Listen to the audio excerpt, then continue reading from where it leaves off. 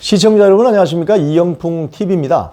한동훈 전 국민의힘 비대위원장의 전당대회 당대표 출마 될 건지 말 건지 굉장히 관심을 많이 불러일으키는 이슈 중에 이슈죠. 핫 이슈입니다. 한동훈을 지지하는 많은 세력들은 출마해야 된다 이렇게 하고, 한동훈이 좀 비판적인 세력들은 안 된다 또는 출마해도 안 될 것이다 뭐 이런 재미있는 반응들이 나오고 있는데, 오늘 중앙일보 보도를 보면요, 이상민 의원이라고 있잖아요. 민주당에서 이렇게 이번 총선 때 넘어온 이상민 의원이 좀 의미 있는 시사하는 어떤 발언을 했습니다. 그 발언을 먼저 소개시켜 드리고, 한동훈과 원희룡의 만남 회동의 의미에 대해서도 제가 좀 말씀을 드릴까 합니다.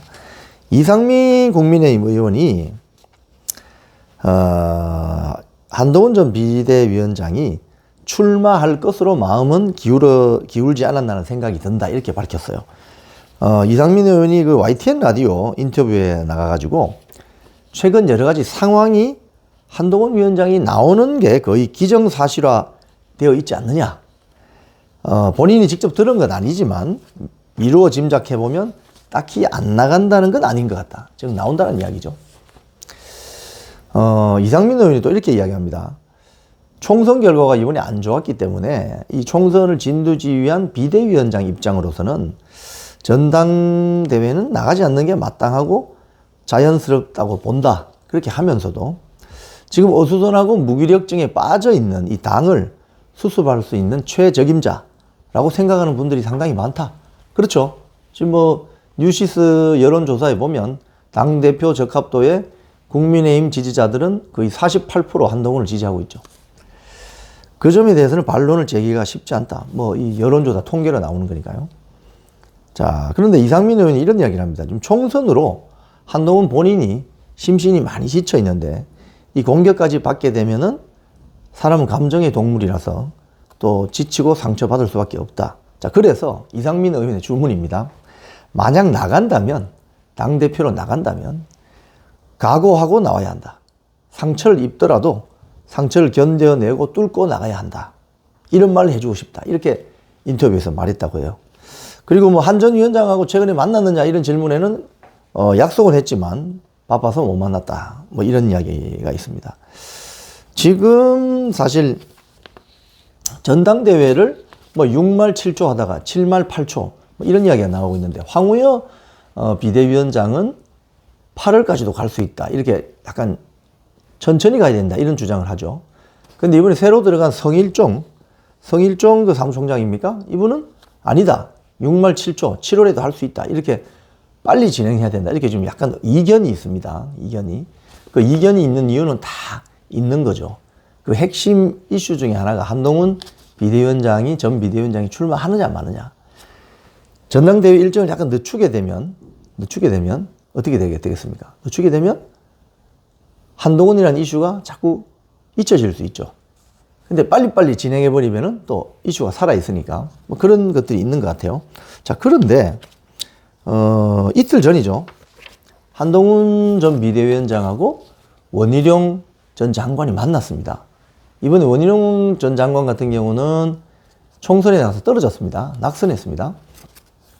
그리고 한동훈 비대위원장은 총선 패배에 큰 책임이 있는 사람이고, 이 두 사람이 왜 만났을까? 그래서 12일 날, 그죠? 이제 이 언론 기사들이 강남구 도곡동 그 타워팰리스 인근 식당에서 만났다고 하는데 저녁을 같이 한 거죠. 어떤 이야기를 했을까? 지금 추측만 있을 뿐 이를 확인하는 보도는 나오지 않고 있습니다. 어떤 모든 신문사, 통신사, 인터넷 신문에도 만난 사실은 있는데 어떤 이야기가 오고 갔을까를 나오지 않고 있습니다. 그래서 관측을 해보는 거죠. 추측을 해보는 거죠. 지금 최근에 이제 벌어진 일들을 쭉 보면 그 한국일보의 그 비공식 특사라인 그 기사가 있잖아요.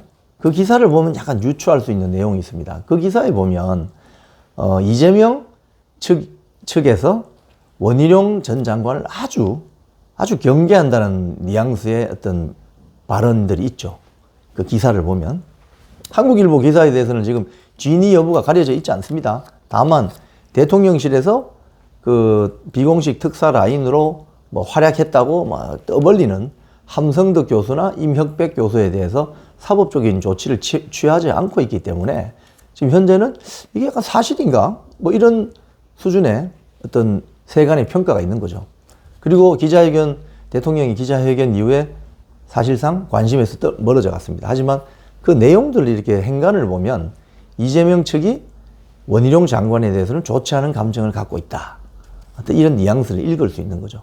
자, 그래서 어떻게 보면 지금 한동훈 전 장관도 윤석열 대통령하고 약간 소원한 관계인 거는 맞잖아요. 어떤 언론 보도나 그동안에 만나지도 않아요. 그러니까 소원한 거죠. 친숙하고 의기투합한 다음에 바로바로 만날 텐데 만나질 않잖아요. 그래서 어떻게 보면 윤석열 대통령과 약간 소원해졌다고 보이는 한동훈, 그리고 이재명 측이 굉장히 경계를 하고 그걸 비공식 특사 라인을 통해서 전달한 것으로 추정되는 원희룡, 이 두 사람이 왜 만났을까? 아마도 오늘 이상민 의원의 이런 발언이 그 만남, 한동훈, 원희룡 만남 이틀 후에 나오잖아요. 이건 뭔가 그림이 있다. 그렇게 보여지는 거죠. 그래서 아마도 두 사람은 이번 전당대회에 당대표 출마 여부와 관련해서 두 사람이 어떤 협의를 할 가능성이 있다. 또는 한동훈 비대위원장의 당대표 출마를 원희룡이 돕든지, 그렇죠? 돕든지. 그리고 당대표를 만든 다음 원희룡은 뭐 차기 대선을 생각하든지, 이런 식의 어떤 전략적인 이야기가 오고 갔을 가능성이 크다. 이렇게 보여지는 거죠. 어쨌든 지금 한동훈 비대위원장의 행보와 거취가 많은 우파 지지자들 사이에서 큰 관심을 불러일으키는 이슈인 것만은 틀림이 없습니다. 다만 이상민 의원이 말한 것처럼 이번에 당대표로 전당대회에 출마하게 되면 엄청난 프레셔가 오게 될 건데, 그 부분을 어떻게 본인이 잘 뚫고 가느냐, 이게 달려있는 것 같고, 원희룡 전 장관도 이번 총선 낙마로 상당히 지금 시리에 빠져 있을 테지만 2년 뒤 지방선거, 3년 뒤 대선이 있잖아요.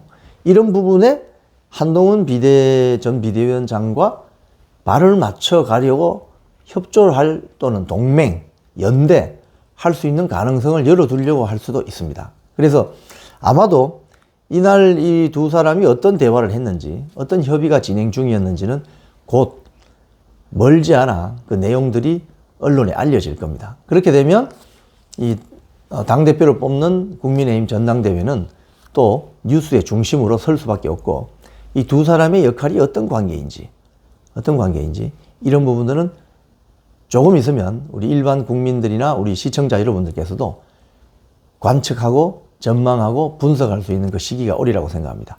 지금까지 이영풍 TV였습니다.